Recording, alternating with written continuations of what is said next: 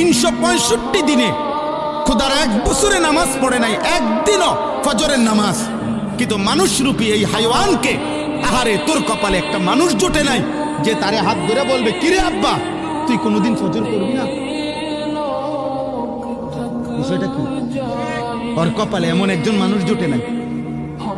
আমার 75 বছর বয়সী মা, আলহামদুলিল্লাহ, আমার আম্মা এখনো আমারে জিগায়, ফুত নামাজ পড়ছিল?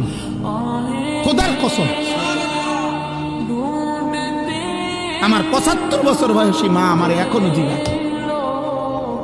আমার এই 22 বছরের ওয়াজের জীবনে আলহামদুলিল্লাহ আল্লাহর দয়া মা আমারে শতবার বলছে, ফুত সারা দেশে কত জায়গায় ওয়াজ করো, চাইও টাকা পয়সা লইয়া মানুষের লগে ঝামেলা কইরো না। এই কথাইটা আমার আম্মা আমারে শতবার বলছে, শতবার।